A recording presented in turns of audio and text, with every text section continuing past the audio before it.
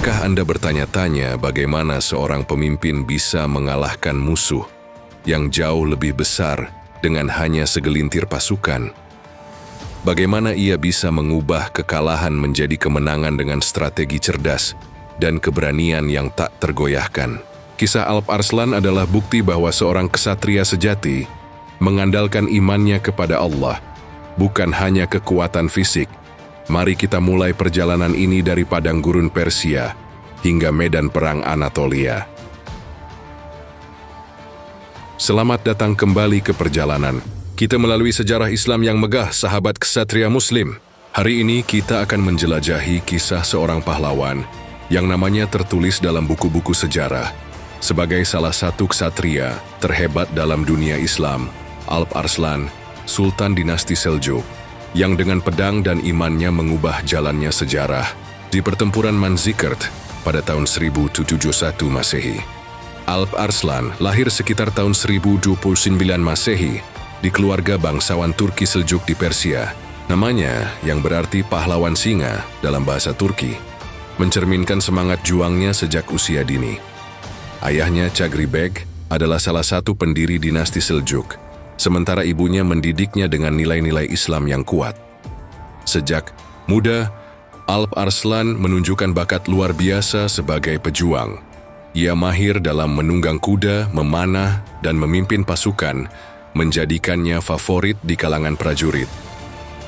Di masa itu, dunia Islam menghadapi ancaman besar dari Kekaisaran Bizantium di barat dan kekacauan internal.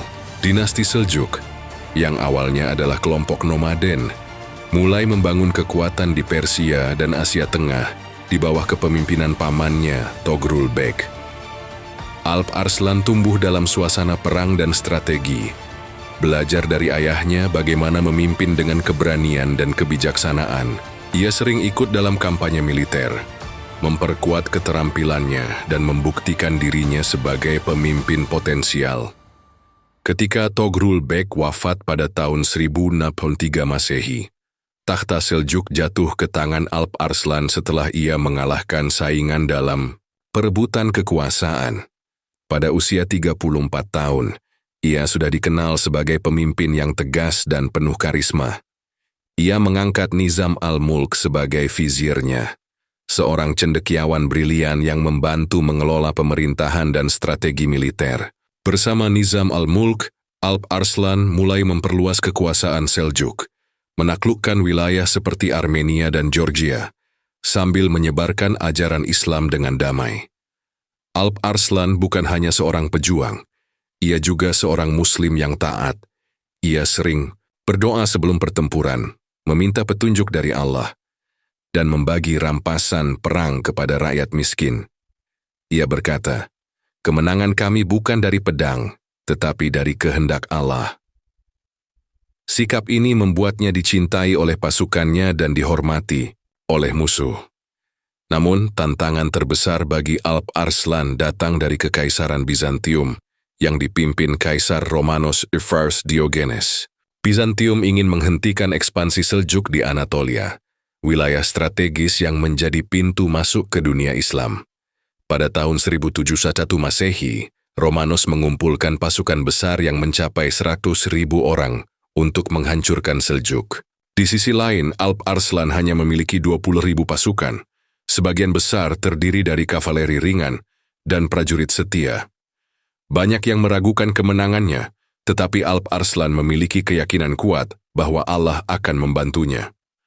Sekarang, sahabat ksatria Muslim, mari kita masuk ke puncak kisah Alp Arslan pertempuran Manzikert, sebuah momen yang mengubah sejarah dunia. Pernahkah Anda membayangkan bagaimana seorang pemimpin bisa mengubah kekalahan menjadi kemenangan dengan hanya seperempat pasukan musuh? Inilah keajaiban strategi dan iman yang ditunjukkan oleh Alp Arslan.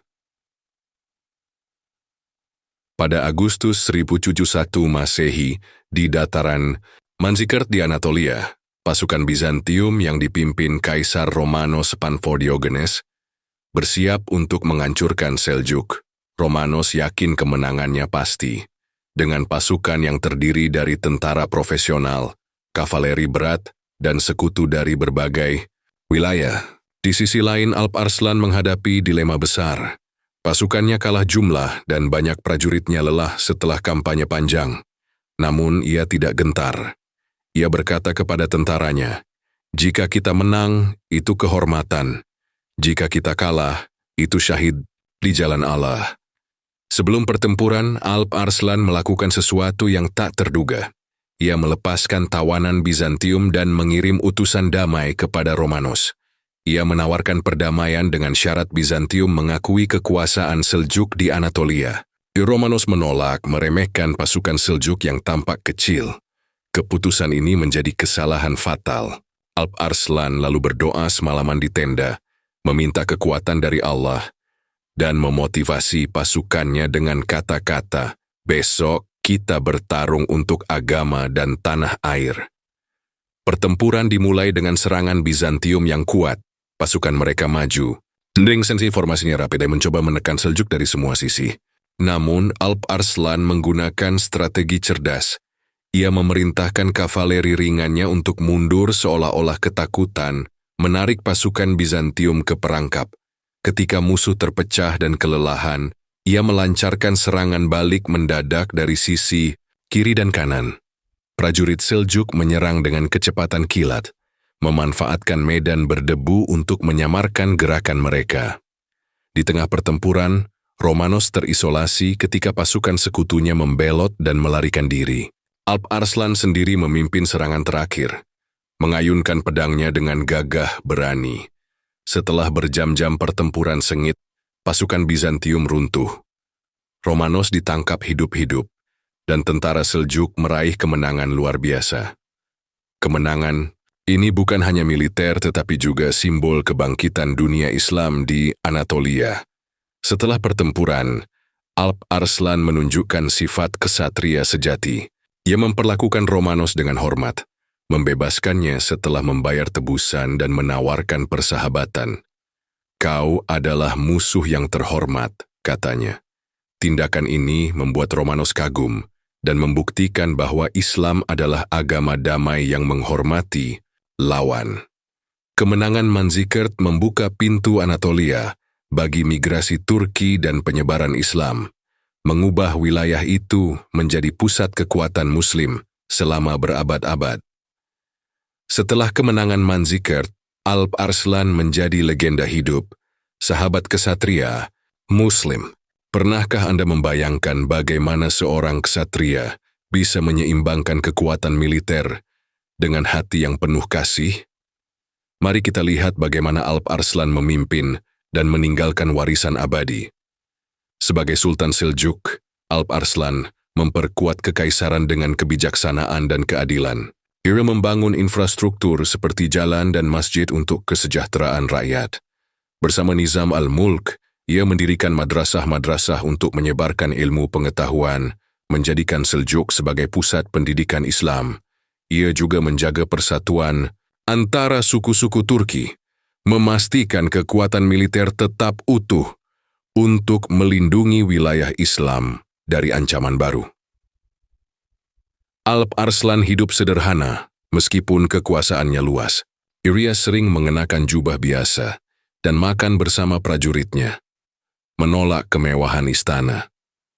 Ia berkata, "Kekayaan dunia ini sementara, yang kekal adalah keimanan." Sikap ini membuat rakyat dan tentaranya mencintainya.